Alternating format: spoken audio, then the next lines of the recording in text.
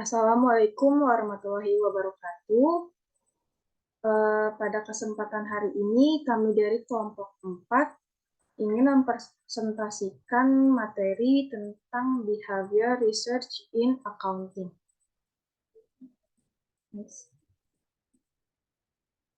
Anggota kelompok kami terdiri dari Asya Harisandi dengan NIM 20 20 12 11 049. Lalu dengan saya sendiri, Siska Wulandari dengan NIM 20 20 12 11 050.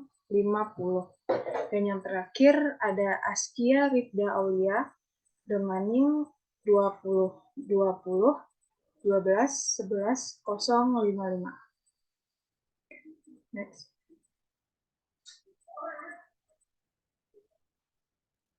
Yang pertama itu tentang penelitian akuntansi perilaku berupa definisi dan cakupannya.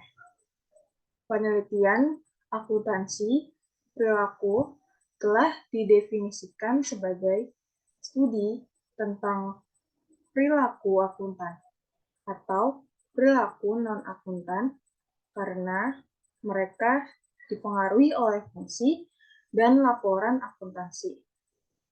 Penelitian akuntansi perilaku atau BAR, riset pasar modal, dan penelitian teori keagenan semua bisa disebut penelitian positif. Dalam arti bahwa semua penelitian ini terfokus dengan menemukan fakta. Penelitian pasar modal menanyakan bagaimana pasar sekuritas bereaksi terhadap informasi akuntansi. Teori agensi menanyakan insentif ekonomi apa yang menentukan pemilihan metode akuntansi, dan penelitian perilaku menanyakan bagaimana individu benar-benar menggunakan dan memproses informasi akuntansi. Next.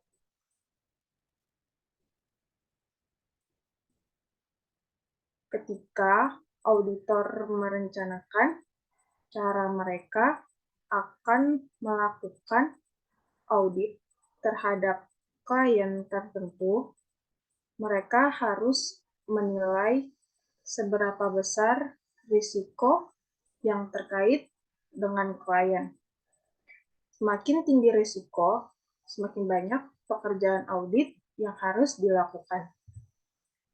Menilai risiko adalah tugas yang sangat kompleks yang dapat memiliki konsekuensi serius bagi auditor dan investor.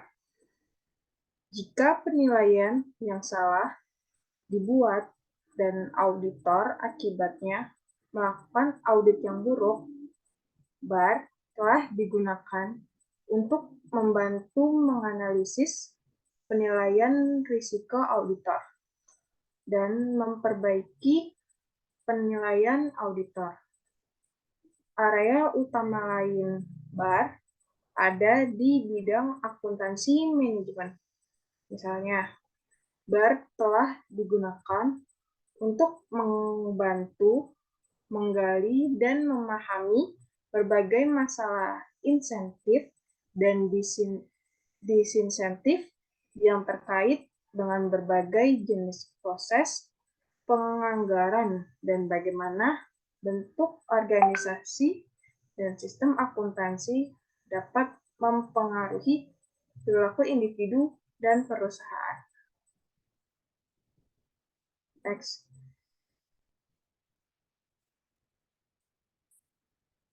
Mengapa BAR penting?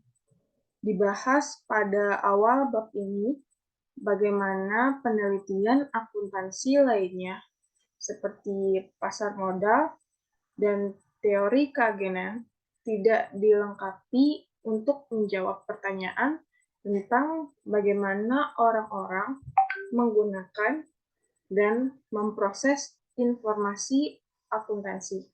Yang kedua, BAR dapat memberikan informasi berharga ke berbagai jenis cara dari pembuatan pengambilan keputusan, mengolah dan bereaksi terhadap item tertentu, informasi akuntansi, dan metode komunikasi.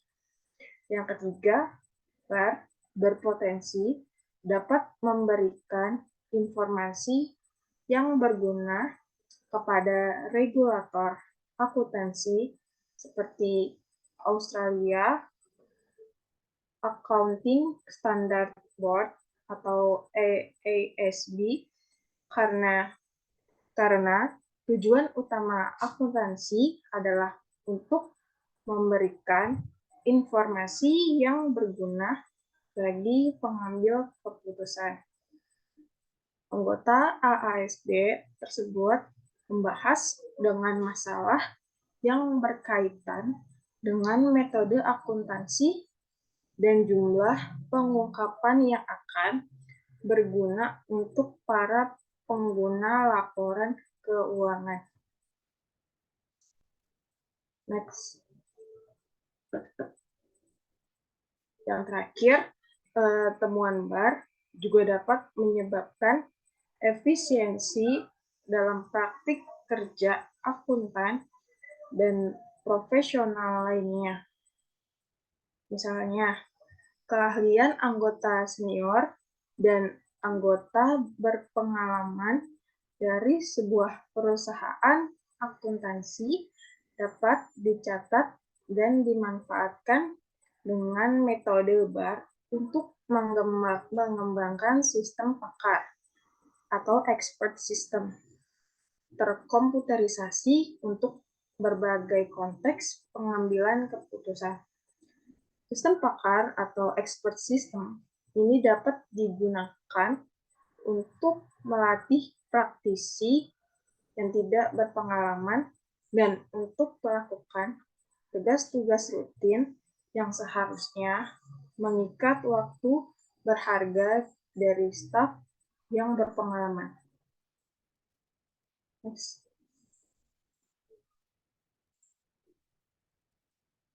Pengembangan riset akuntansi perilaku. Istilah BAR pertama kali muncul dalam literatur pada tahun 1969. Tetapi penelitian HTG memiliki dasarnya dalam literatur psikologi dan Edwards pada tahun 1954 menerapkan penelitian untuk akuntansi dan audit dilakukan pada tahun 1974 ketika Aston menerbitkan sebuah studi eksperimental dari penilaian pengendalian internal dilakukan oleh auditor. 30 tahun terakhir, setelah melihat ledakan BAR dalam penelitian umum dan HJT, pada khususnya terutama dalam audit, di mana penilaian untuk proses audit sangat penting untuk batas tertentu. Pengembangan penelitian perilaku di bidang akuntansi keuangan telah dikalahkan oleh dominasi contracting teori sejak 1980-an. Next.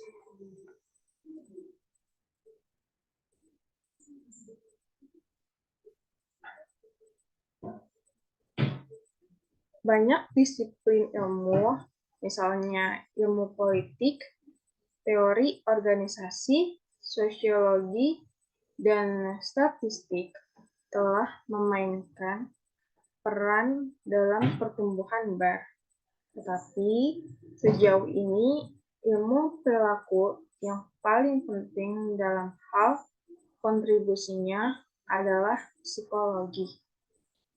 Pertumbuhan penelitian HTJ dalam akuntansi berutang banyak terhadap adaptasi metode penelitian yang digunakan dalam literatur psikologi, yaitu Brunswick-Lenz model. Next. Gambaran umum pendekatan untuk memahami informasi pengolahan. Tujuan dari penelitian HJT adalah untuk menggambarkan cara orang-orang menggunakan dan memproses bagian informasi akuntansi dan lainnya dalam konteks tertentu pengambilan keputusan. Kami menyebut deskripsi tentang proses pengambilan keputusan oleh seseorang sebagai model.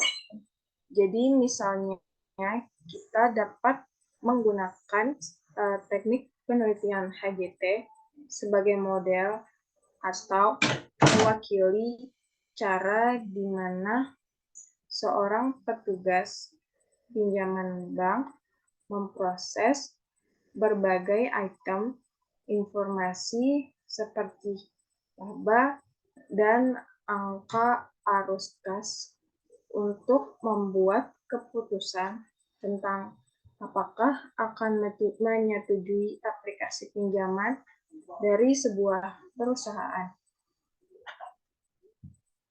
Next.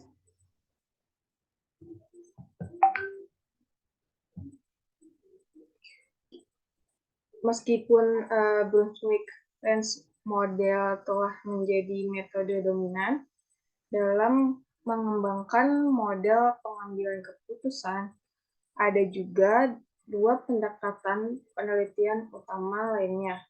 Salah satunya disebut proses tracking, yang merupakan upaya untuk membangun sebuah tree representation dari keputusan penilaian seseorang dan yang lainnya, dikenal sebagai paradigma penilaian probabilitas, di mana proses pengambilan keputusan dipresentasikan sebagai pernyataan probabilitas yang didasarkan pada dalil Bayes.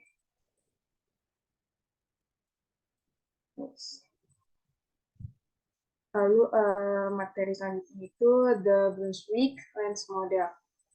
Sejak pertengahan 1970-an, model lensa Brunswick telah digunakan kerangka kerja analisis serta dasar untuk studi penelitian yang dikembangkan melibatkan prediksi, misalnya kebangkrutan, dan evaluasi, misalnya pengendalian internal.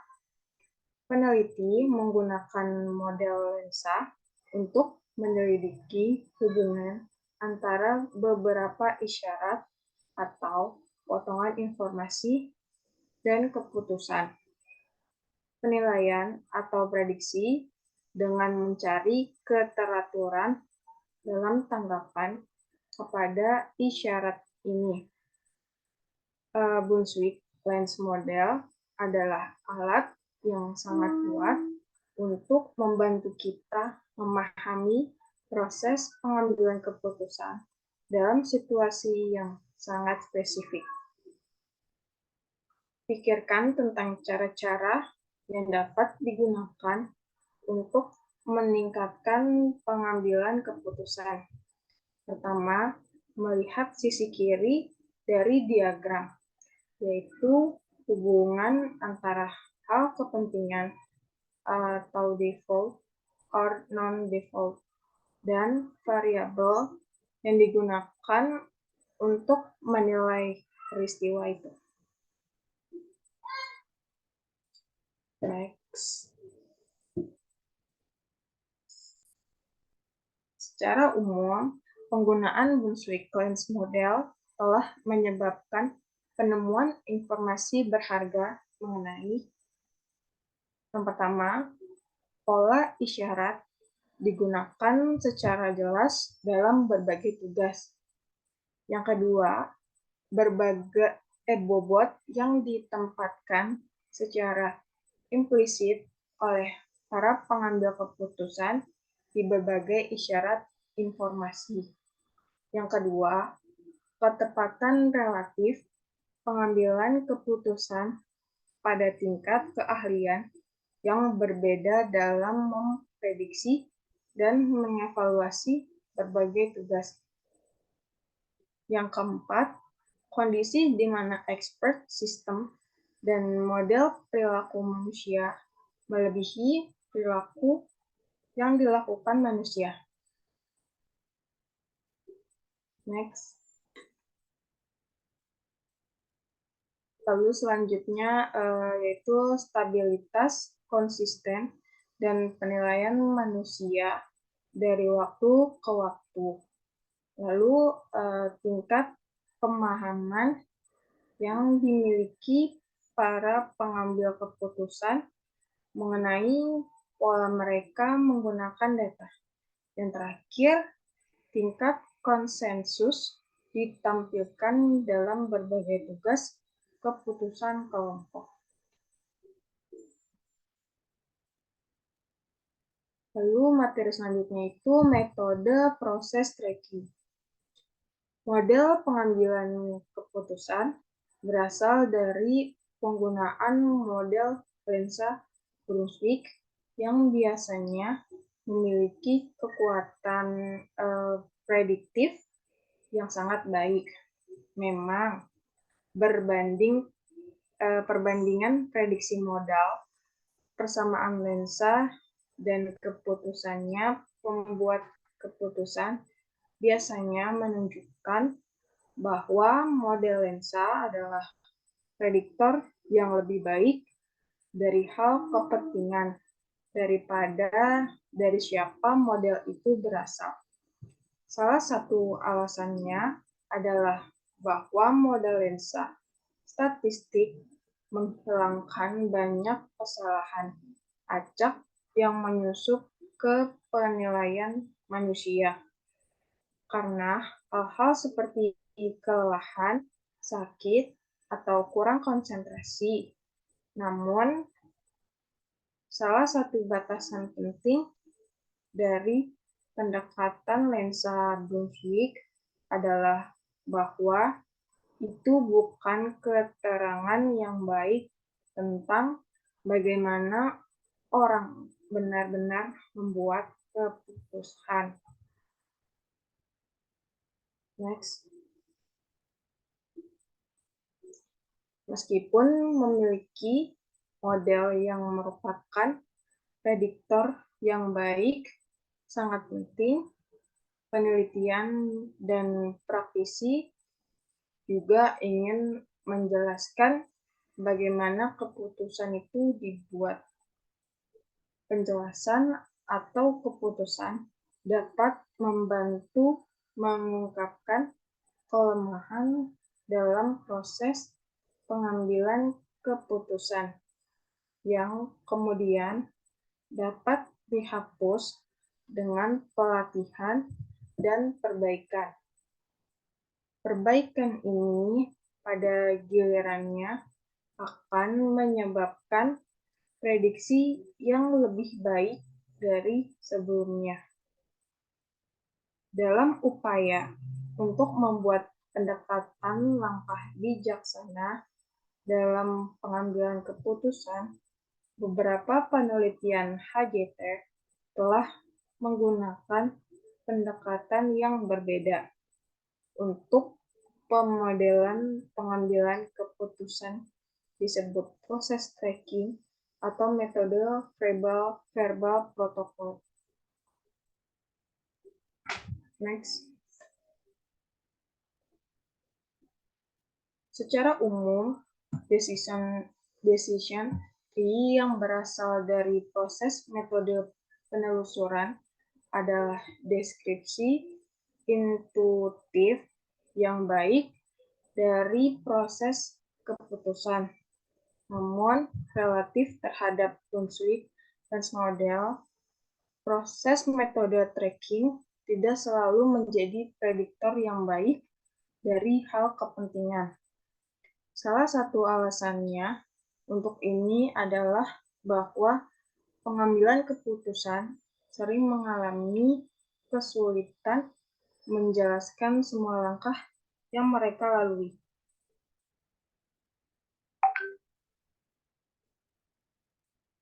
Lalu selanjutnya akan dibacakan oleh Askia.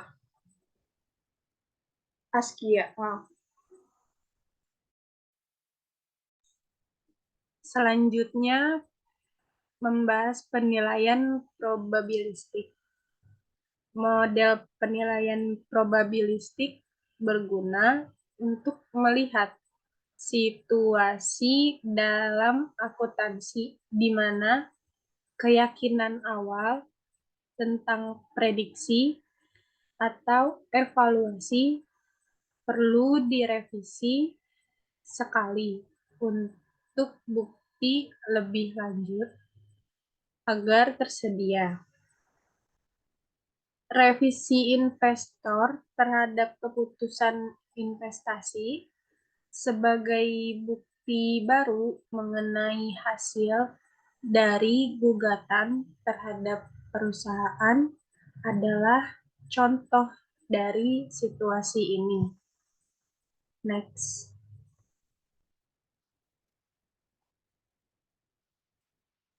Model ini berpendapat bahwa cara normatif yang benar untuk merevisi keyakinan awal dinyatakan sebagai probabilitas subjektif adalah dengan menerapkan teorema Bayes, sebuah prinsip dasar teori probabilitas bersyarat.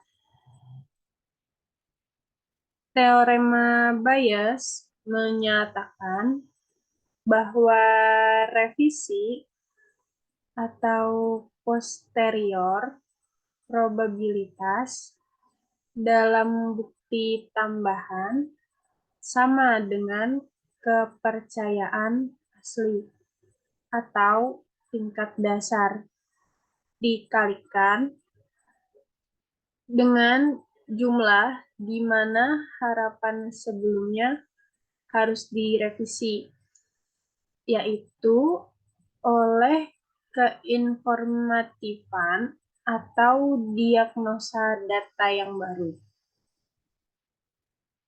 Next. Studi model lensa bukti. Banyak penelitian telah menggunakan kerangka model lensa untuk memeriksa akurasi prediksi manusia dalam kegagalan bisnis. Tugas ini penting dan realistis bagi orang-orang seperti investor, petugas pinjaman bank, kreditur lain, dan auditor. Secara umum, telah diteliti dengan memberikan subjek dengan sejumlah isyarat numerik seluruh kasus berulang dalam keberhasilan dan kegagalan bisnis yang sebenarnya yang diambil dari data arsip. Menggunakan model lensa sebagai alat penelitian dengan cara ini memungkinkan analisis konsistensi dalam memberi penilaian. Apakah model perilaku manusia dapat memprediksi lebih akurat daripada manusia. Model of human behavior atau model perilaku manusia dikembangkan menggunakan representasi matematis dari pola individu dalam penggunaan isyarat. Next.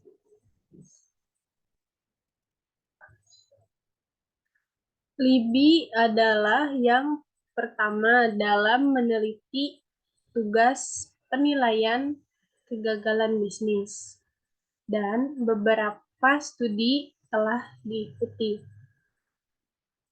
Apa yang telah muncul dalam literatur adalah pertanyaan, apakah mengungkapkan dengan subjek tingkat aktual kegagalan diperlukan untuk mencapai realisme dalam tugas. Tingkat aktual kegagalan usaha sangat rendah, yaitu kurang dari 5%. Oleh karena itu, subjek membawa ke tugas penilaian harapan bahwa jumlah kasus kegagalan akan marginal. Secara keseluruhan, literatur tentang informasi yang berlebihan telah menghasilkan hasil yang kurang jelas. Salah satu alasan untuk kurangnya hasil yang jelas pada studi yang berbeda adalah bahwa sebagian besar peneliti tidak berusaha untuk menentukan apakah data tambahan yang disediakan benar-benar informatif, yaitu relevan dengan keputusan di tangan. Next.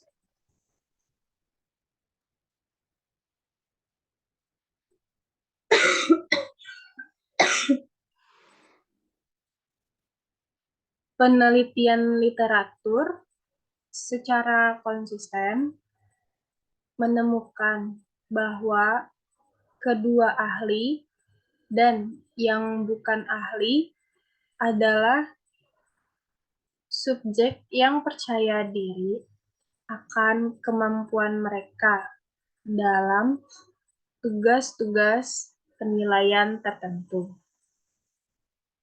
Terlalu percaya ini tampaknya berasal dari 3 faktor. Yang pertama, kecenderungan bagi manusia untuk mencari dan kelebihan bobot umpan balik positif. Yang kedua, terbatasnya sifat umpan balik dalam banyak kasus. Misalnya dalam kegagalan atau sulitnya memprediksi keputusan yang tepat untuk tidak meminjamkan jarang dievaluasi. Yang ketiga, variabel saling ketergantungan dari tindakan dan hasil.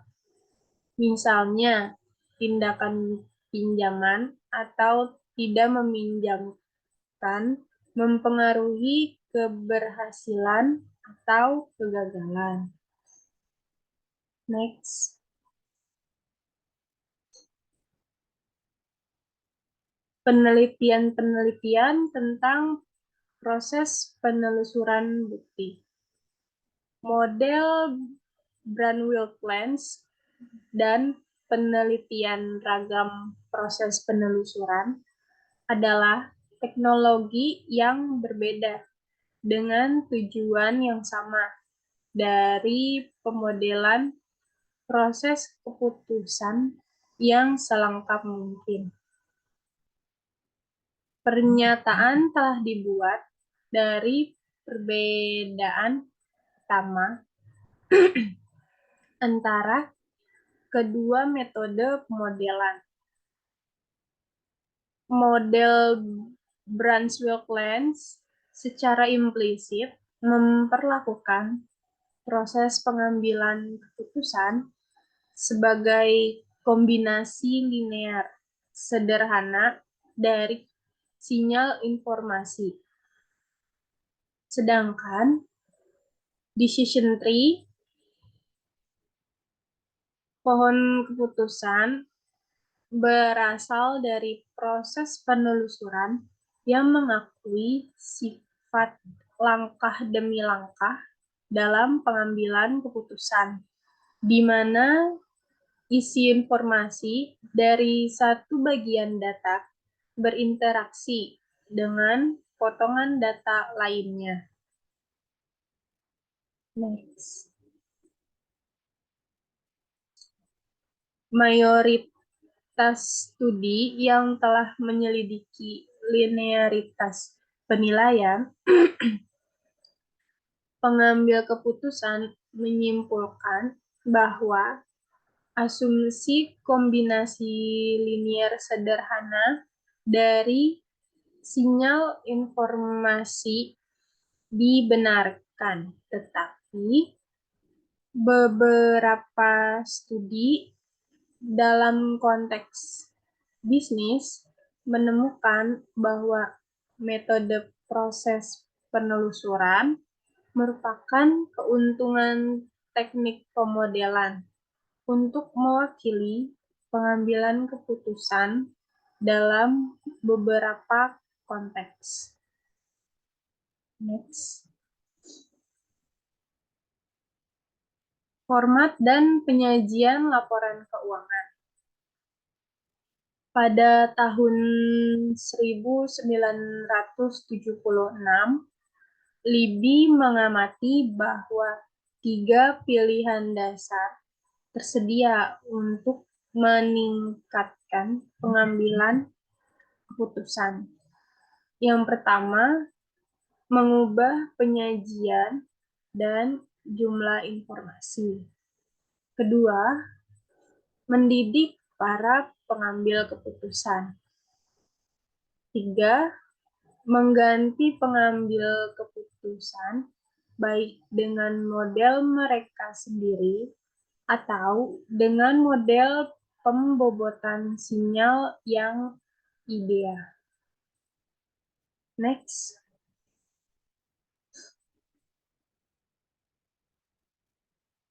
Mengingat pentingnya saran pertama kepada akuntan, auditor, regulator, dan pembuat standar, secara mengejutkan sedikit penelitian telah dilakukan dalam memastikan format penyajian akuntansi yang ideal. Model lensa berguna dalam membahas isu-isu penyajian laporan keuangan serta analisis penilaian prediktif. Ini memungkinkan analisis akurasi penilaian manusia dalam hal menentukan sejauh mana individu mendeteksi sifat penting dari tugas penilaian dan konsisten menerapkan kebijakan penilaian. Jika perubahan format laporan menghasilkan informasi yang meningkatkan salah satu karakteristik di atas, akurasi penilaian manusia harus ditingkatkan. Next.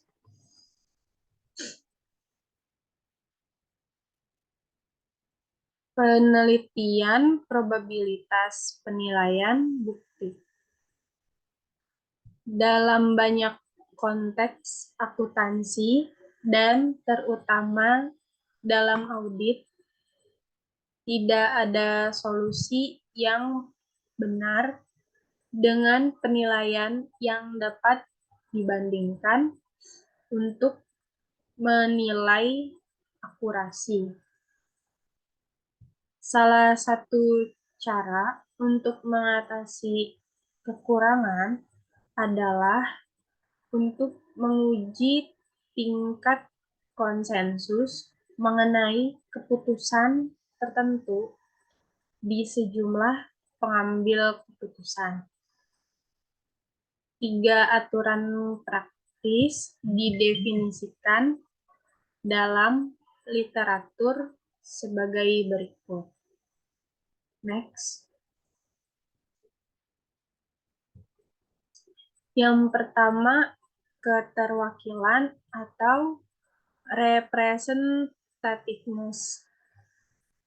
Aturan ini menyatakan bahwa ketika menilai kemungkinan bahwa item tertentu berasal dari populasi item tertentu, penilaian orang akan ditentukan oleh sejauh mana item tersebut mewakili populasi item atau kejadian yang dilihat oleh pengambil keputusan sebagai sesuatu yang lebih representatif akan dinilai dan memiliki kemungkinan lebih tinggi untuk terjadinya dibandingkan item atau kejadian yang kurang representatif. Next. Yang kedua, ketersediaan atau availability. Ketersediaan aturan praktis mengacu pada penaksiran probabilitas dari suatu peristiwa berdasarkan peristiwa tersebut masuk ke dalam pikiran. Next. Yang terakhir ada jangkar atau jangkar dan penyesuaian atau anchoring and adjustment. Aturan ini mengacu pada proses penilaian umum di mana respon awalnya dihasilkan atau diberikan berfungsi sebagai jangkar dan informasi lain yang digunakan untuk mengatur respon itu. Konsekuensi dari aturan ini adalah kemungkinan tidak cukupnya penyesuaian dalam kaitannya dengan perubahan keadaan. Next. Selanjutnya akan dijelaskan oleh Ashila.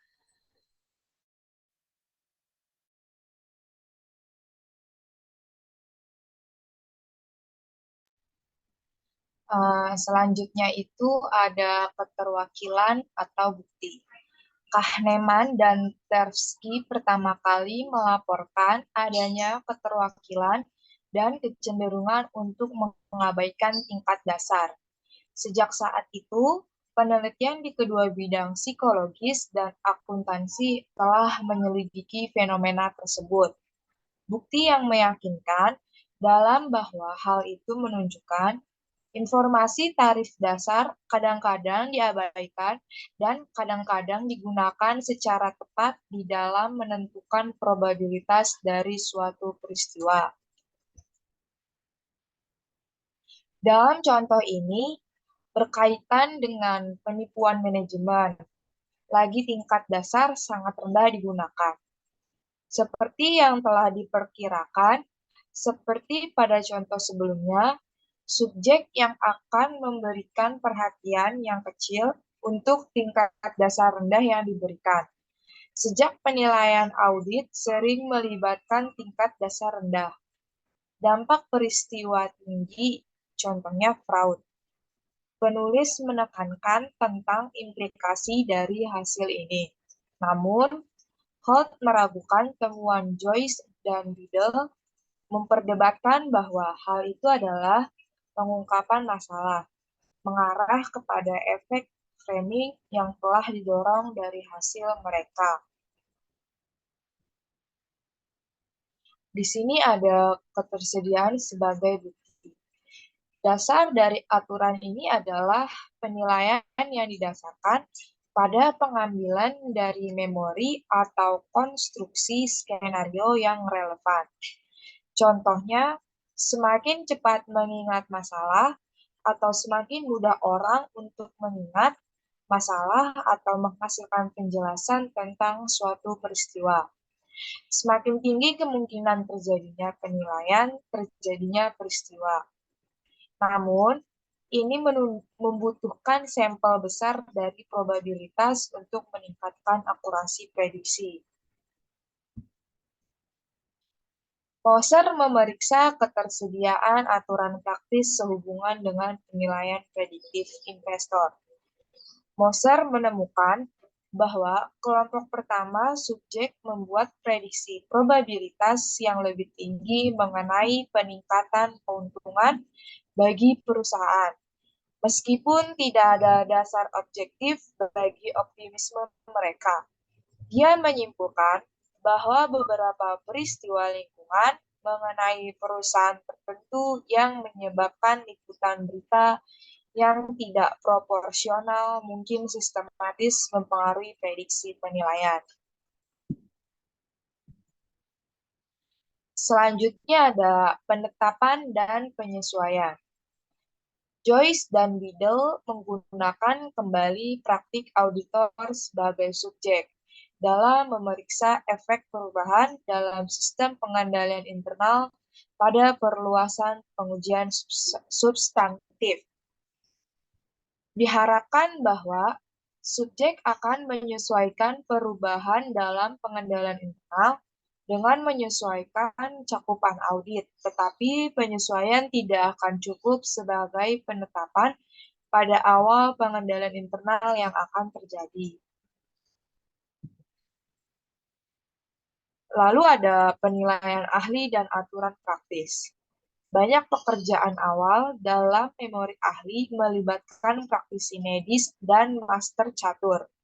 Kemampuan para ahli untuk secara efektif memperluas kapasitas memori mereka dalam situasi yang berkaitan dengan keahlian mereka telah menjadi temuan yang konsisten dalam literatur.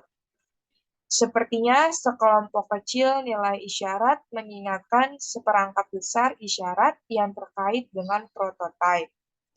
Penjelasannya terletak pada penggunaan keterwakilan untuk mengenali pola umum dan membawa prototipe ke dalam memori jangka pendek dari memori jangka panjang. Selanjutnya ada akuntansi dan perilaku. Akuntansi hadir sebagai fungsi langsung dari kegiatan individu atau kelompok individu. Bahkan dalam periode peraturan pemerintah terpusat atas pengungkapan akuntansi oleh perusahaan, ada ribuan pilihan dan asumsi yang diperlukan antara alternatif teknik akuntansi dalam penyusunan laporan keuangan untuk entitas perusahaan. Walaupun berada dalam peraturan yang lebih ketat dari undang-undang perpajakan di Australia, ada kebijakan yang cukup besar dalam teknik pengadopsian dan interpretasi dari informasi yang dilaporkan, merupakan masalah dari perspektif. Ada banyak kepentingan yang bersaing di berbagai orang yang menginterpretasikan informasi keuangan yang dilaporkan oleh organisasi. Dengan demikian, informasi akuntansi akan mempengaruhi perilaku baik dalam metode yang diadopsi untuk mengukur dan melaporkan informasi, dan sebagai respon terhadap keterbukaan informasi. Tanggapan terhadap informasi adalah fungsi dari perspektif manusia dan karena itu tidak lepas dari tujuan pribadi dan kepentingan pengguna. Apakah bertindak seperti kepentingan individu atau sebagai kelompok? Lalu ada keterbatasan bar. Gambaran umum bar telah menunjukkan bahwa kita telah belajar banyak tentang bagaimana pembuat keputusan yang berbeda menggunakan informasi akuntansi. Namun, juga mengungkapkan bahwa ada signifikansi yang lebih bagi kita untuk belajar di area ini. Frekuensi antara hasil studi sejenis hanya berarti bahwa pengolahan informasi manusia jauh lebih kompleks daripada pengembangan teori penelitian dan metode saat ini.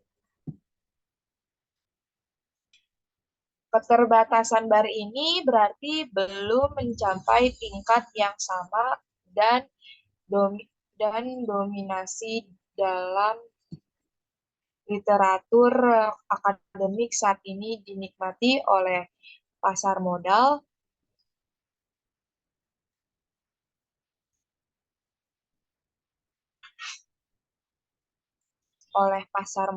dan teori keagenan sekolah penelitian. Secara keseluruhan, keterbatasan utama dari bar adalah kurangnya teori tunggal yang mendasari yang membantu dalam penyatuan pertanyaan penelitian beragam dan temuan bar. Berbeda dengan pasar modal dan teori keagenan, sekolah penelitian yang telah didasari kegiatan penelitian dan pengembangan teori dalam bidang tertentu dari ekonomi. Penelitian bar telah meminjam dari berbagai disiplin ilmu dan konteks dan tidak memiliki kerangka kerja umum dalam mengembangkan generalisasi yang berguna bagi para pembuat kebijakan. Terdapat juga tidak ada kemungkinan isyarat pengembangan dari teori semacam itu di masa mendatang. Selanjutnya ada isu bagi auditor.